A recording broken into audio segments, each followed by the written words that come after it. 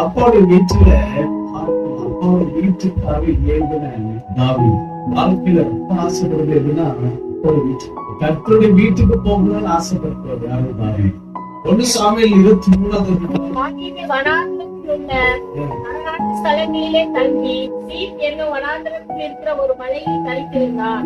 வனாந்திரம் wilderness யாருமே இருக்க மாட்டாங்க, பேசவே யாருமே இருக்க மாட்டாங்க, கூப்பிட யாரும் கூப்பிட்டவங்க யாரும் பார்க்க மாட்டாங்க, சத்தமிட்டவங்க யாரும் கேட்க மாட்டாங்க. ஒரு தனிமை. ஆனா தனிமையே என்ன இருக்குன்னா வாழ்க்கை வேறுபாடு.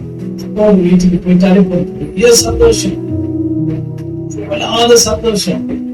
ஏன்னா அப்பாவுடைய பிரசனம் அங்க இருக்கு.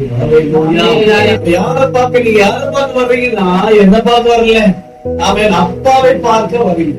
இது உங்க வீடு, நீங்க உங்க அப்பாவை பார்க்க வரணும், என்ன பார்க்க வராது. வாஞ்சிக்கு ஆசைப்படணும், அப்பாவோட வீட்டுக்கு போனா எனக்கு நிறைவானது கிடைக்கும். வாங்க, அதனால சீக்கிரமா வாங்கணும். 2 நாளாகமம் 11வது அதிகாரம் 14வது வசனம். 2 Chronicles chapter 11:16. அந்த லேவியரின் பிறகாலே இஸ்ரவேலின் கோத்திரங்கள் எல்லாம் தேவனாகிய கர்த்தரை தேடுகிறதற்கு இருதயத்தை நேராக்கினவர்கள் தங்கள் பிதாக்களின் தேவனாகிய கர்த்தருக்கு பலியிடும்படி. எங்க வராங்க தெரியுங்களா? பிதாக்களுடைய தேவனை ஆராதிக்கணுமா?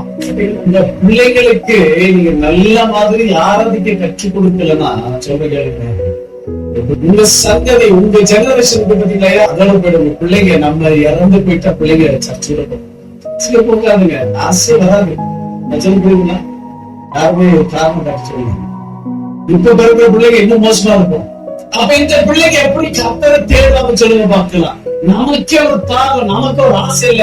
அப்பா எப்ப பார்க்கலாம், அப்பாவை எப்ப தேடலாம், அப்படி சத்தம் எப்ப கேட்கலாம் சொல்லி நமக்கு ஒரு ஆசை வேணும், நமக்கு ஒரு தாகம் வேணும். ஹல்லேலூயா.